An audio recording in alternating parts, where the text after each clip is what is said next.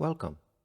We will show you in this short presentation how Datavault Builder can support your financial institution in reporting.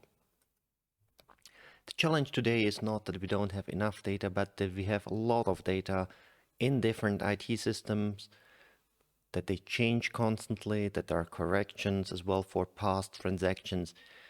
And financial institutions are subject to a complex regulatory environment with rules and regulations that can vary across different jurisdictions. These institutions must comply with a wide range of reporting requirements, including financial statements, capital adequacy, liquidity, and risk management. And to bring all this together, you need to be sure that the data that you capture and you report on is valid, it's complete, it's integrated, and this is what the Datavault Builder is about, to bring all this data together. So let's have a look at how this challenge was solved in the past.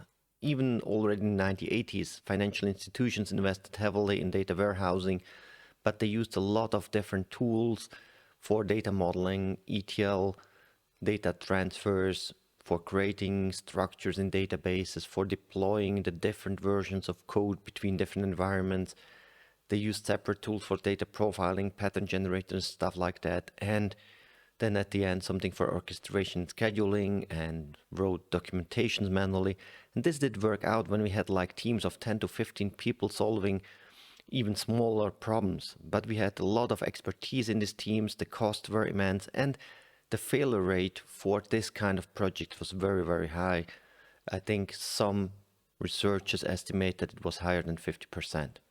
So we have brought all of these different functions into one single solution. And this gives you the chance that now you can optimize everything at once. So you can build better data quality, you will have lower cost and lower risk, and you will have faster time to insight. This means how long does it take if you have a new requirement until you can bring the data into your data warehouse and to the data consumers and report on this in a production-ready manner. So the Datavault Builder is a model-driven tool. We have the blue boxes, which represents core business concepts. They represent things like places, things, but as well processes.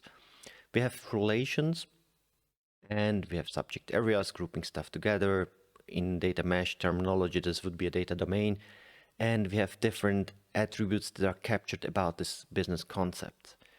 And we did this as well in the past, but usually back then we did print out this stuff, handed it over to the developer, and he started developing and came back a few months later back to us, or maybe if he was really good and the task was pretty small, maybe a few weeks later.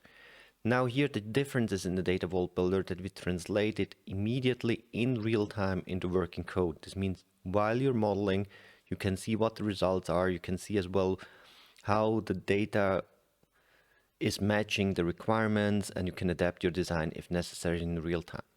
This is not everything. The Datavault Builder covers as well infrastructure automation, regression testing automation. It covers deployment between different environments. It covers operations and a lot of more. If you want to see how we compare with the Datavault Builder to other tools like from Microsoft, SAP or Oracle, just go please to our webpage, download the BARC report, and you will see in many categories that we are top ranked, like in customer satisfaction, recommendation rate, support quality, and what I'm very proud of is time to market, because that's where we focus on a lot of efforts. How long does it take to bring a new feature into production? So where does the Datavault Builder run? It's a cloud-native tool delivered as Docker containers, so you can run it on Azure, AWS, or your local cloud provider. But as we have still a lot of financial institutions that need to be able to run their software in their own premises, it is possible as well to start the Datavault Builder on any Linux server on-prem. And the good thing is, as it's cloud-native, later on, 3 years down the road or 5 years down the road, if you want to migrate to the cloud later, it comes at no cost. You just stop the Datavault Builder on premises, you start it up in the cloud, and it will pick up the work where it left off. It's a stateless tool, so there is no data migration involved. Just your database needs to move probably as well in the cloud, but that's a different topic. But the Datavault Builder as a tool itself has no migration cost. If you want to go for a fully managed solution, we have that as well. So we have an offering where we can deploy the Datavault Builder into your Azure account in a specific resource group that is isolated. So you can use the Datavault Builder, but you can get as well automatic updates and everything. And you can move between all these different installations at any point in time as well. If you want to move from Azure to AWS or the other way around, it comes at no cost. This will save you a lot of time, but this will reduce the risk of your project, and it will improve the maintainability. The tool itself is built for Agile and built for CI/CD. I will not go in this session into much detail, but just be assured that it supports distributed development, it supports code versioning in Git, it allows that your data models are branched and merged together. It will just work out if using the proposed options.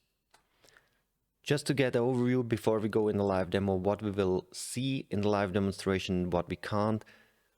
The infrastructure is Docker based, so it's very simple to run it on a Linux server, on Windows desktops, or in the cloud on Kubernetes. We will see in the live demonstration that we can convert a data model into code, and this code generation is not really visible because it's completely automatic. But the good thing is it's not only one way. If you change the code in the database, it will update the model as well. If you want to see that, then you can join our full-length webinars about the tool. We will see that there is a data profiling tool in it. Testing can be automated through our REST APIs. We have the deployment option for smaller companies. We have a simplified deployment, but usually for financial institutions, we have the fully Git flow-based deployment process, which allows the distributed development. You can automate that as well using any pipeline tool like Jenkins or Azure DevOps. Operations is built in, so you can use the built-in scheduler, but again, very often financial institutions, you have probably Control-M, UC4 or any other enterprise scheduler running. So that's perfectly fine. We offer the REST APIs where you can connect to and use your existing schedulers.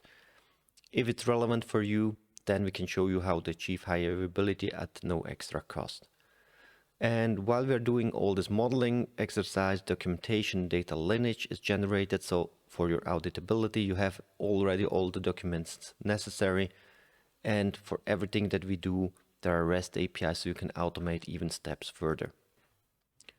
So how does the Datavault Builder look like? We have this simplified interface with the blue boxes, which are core business concepts. So in Datavault language, they will become hubs. We have the relations. In Datavault language, they will become link tables.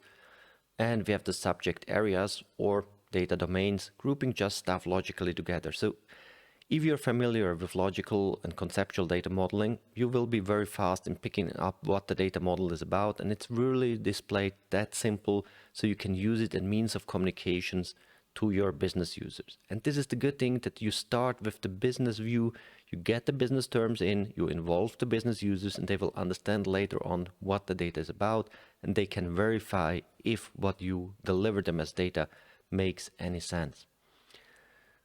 From the layer perspective, we have the core where the data is persisted. This is all model driven. So you draw the model in real time, all the tables and load statements are prepared. We have a staging module that we can connect to sources. We have a lot of JDBC sources, SAP can be connected, Python script, NoSQL technologies. And after it is staged, you can connect the staged data with the data model by defining a so-called business key. Everything else is automatic.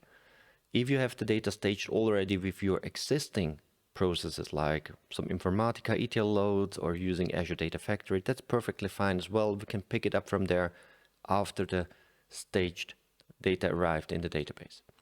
For the output, you're completely free to use whatever modeling technique you want to use, because in the core we store everything as Datavault. It makes it simpler to maintain, it makes it simpler to deploy.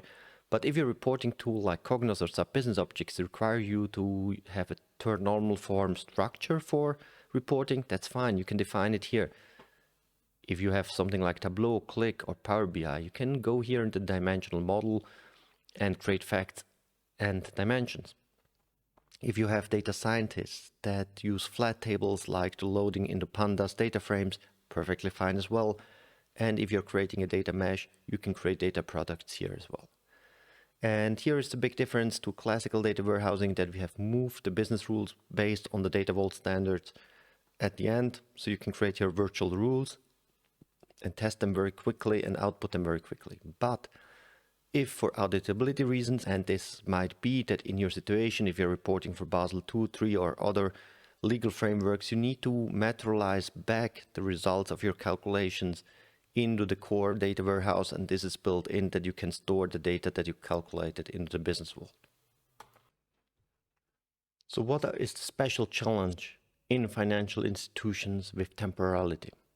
Usually, if we are in the insurance business or working with banks, we have a business validity. The business validity is one timeline. It could be that the contract is valid from a certain date up to a certain date, that customers live at certain locations from on a certain date. And this kind of timeline can be changed as well in the future. If a customer writes us he will move in 2 months to a new address, that's fine.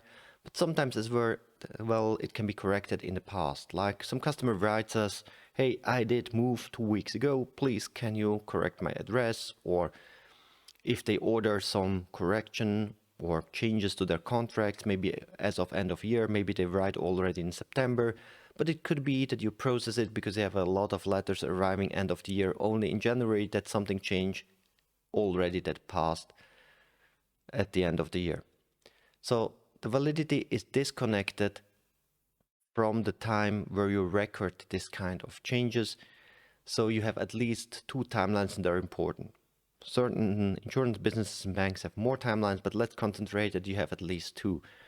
And if you go now into data warehousing, a third time is added always. And sometimes it was referred to as validity time, which is very confusing with the original validity time. So we are calling this in the Datavault realm as load time. So when did the data warehouse got knowledge about these 2 different time axes? And already this gives a certain complexity. So how do you treat that? How do you want to output that? Because if you take all this 3 temporal data and you want to create a report, it drives you crazy. It's very complicated. So usually it means that we need to get rid of certain timelines if they're not relevant for certain kind of reportings. So what we do is here, we will take the validity, and this is stored into the business key, because there could be different instances, like for a contract, that are valid, just not current. Then we have different knowledge timelines, and this here is something that we can define, and I will show this in the demo, as an external technical timeline. When did the source system capture this kind of information? Sometimes it's as well the time of extraction. It could be a little bit different. It's just an external timeline that we can use to read into our data warehouse, and we will add this third time axis. But if we go to the reports, usually if we have no specific requirements to capture when this data was loaded or reproduced exactly down to the second, a specific state, what we didn't know, we can get rid of the load time. We just have it for auditability reasons, so we can prove on when which data was processed, and we will use this as of time as main timeline for sending the report. So in certain banks, this might be the end of day reporting, end of business day. In Germany, they call it sometimes Tagesendverarbeitung. It's the as of date at the end of the day. What was the state with all the changes processed during the day, which is then relevant for the day's reporting. So let's jump over to a live demonstration and have a look at how it looks in the tool. So let's have a look on how this looks in Datavault Builder. I have here a very small model about the customer, credit cards, they order credit cards, they have delivery addresses. And this is just a part of a much bigger model. And the Datavault Builder works in a way that we have a business-driven perspective. So we model the concepts that we have in here, we model the relations. And if we have done that, we can connect to some staging data. And here we have different source connectors that we have to connect to different data sources, especially in the financial industries. We have a lot of DB2s around, Oracle servers, SQL servers. That's perfectly fine. We can connect to all the sources. If you have as well SAP for some data, we have as well connection to the TEMPORAL connector. We can connect to SAP HANA. So that's perfectly fine to get the data in. So let's have a look on how this data could look like. So I'm connecting just a database client connected to my source system. And here we see the data was extracted for us already at a specific date. It was the 12th of March last year. And we get weekly extracts from our source system delivered to a secure server that we can download and transfer to our data warehouse. So if we go back to the Datavault builder, here we have already staged this table. So in here it detected that there is a special timestamp that is based on the naming, that there is a column called CDC inscription time. If there would be a column like that, we can mark it here in defining our extract, which column this will be that is marking the external timeline. So if we go in here, this data is already staged, loaded from the source, so we have the same timeline in here that we have seen on the source system.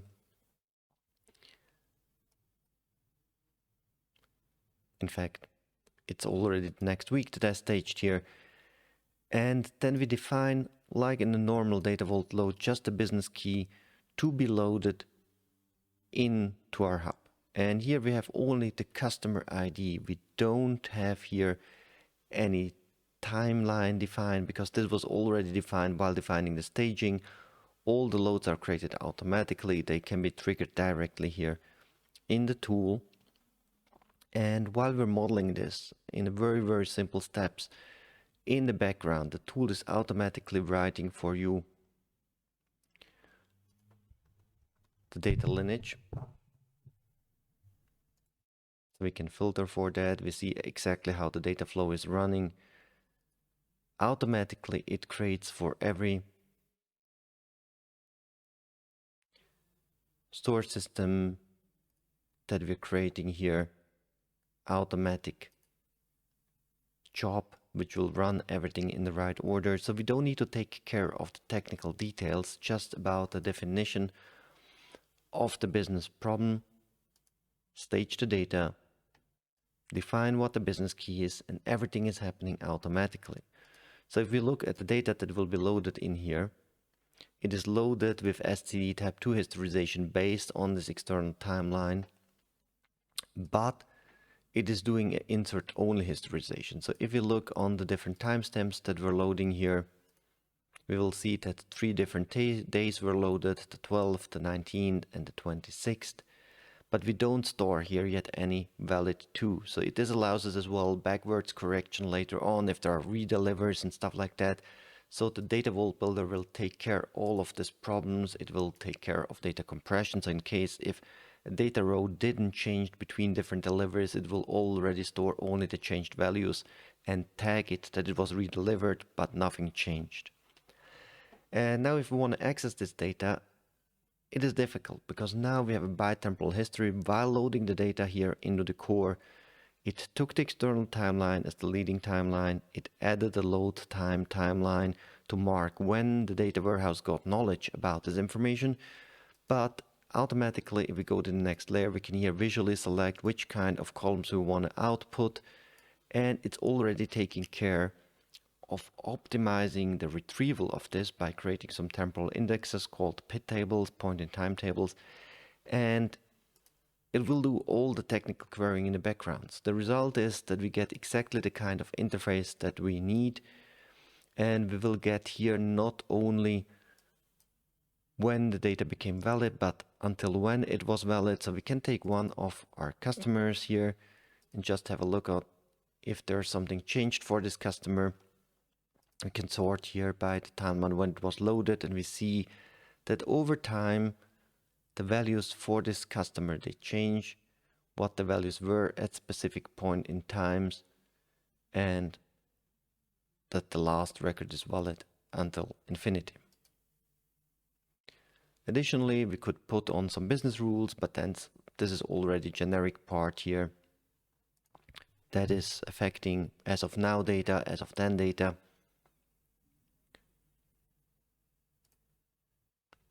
Which can be added with pure SQL, it can be previewed, and then it can be combined into the output. So in fact, the only thing that we need to do in the Datavault builder is define what we want to achieve And the tool is translating this into working code. So it's creating database tables, it's creating indexes, it's creating all the queries, and it allows you to specify what the output should be. So here we had the customer as it was with the full history, but we could create as well the same interface just with as of now view. We don't need to take care of what exactly the different query specifics are, how to reduce the bitemporal timeline into as of now view. We just select from the drop down what is our target, what is our specification, and out of the box it will create an optimized query to do that. And this is something that we have in financial institutions quite often. If we go into insurance business, we have like contracts that have different versions, they're corrected backwards, forwards. We have in banks transactions, they're redelivered, maybe there were some corrections, stuff like that. And here the tool helps us really to have a look at how we can create this kind of interfaces in an automated way. So here, because I had already a template for this kind of interfaces, what the columns could be, immediately if I'm creating a new one, it offers me the selected columns. It will do now as of now query on the bitemporal data, and this is the result. So you don't need to think about on what will be my SQL query, how do I implement it, but out of the box, the tool takes care of this kind of queries and does everything automatically. Creates data lineage for it, creates operations jobs, creates documentation in the tool, so we can just go here, regenerate, and have a look on then through the different layers, what was exactly created for the different layers. And it's ready for deployment. So we can go in here, we can compare our local environment against the target environment. I can simulate it by comparing it here now against empty target, which could be my next stage, like the test environment, stuff like that.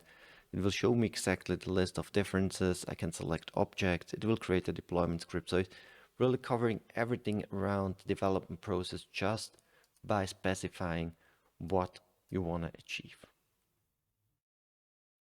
So this was just a short overview about the functionality that we have in, that you see that it is there, and you get a rough idea what it could do for you. It is too short that you can really understand how it's working, how to configure it, how it will benefit you. So I invite you that you visit us directly at conferences if you're listening this at a conference, or that you go to our webpage datavault-builder.com/request-a-demo and schedule a 1.5 hour call with us where we can really answer your question. We can show exactly what you're interested in and highlight how it could work for your company.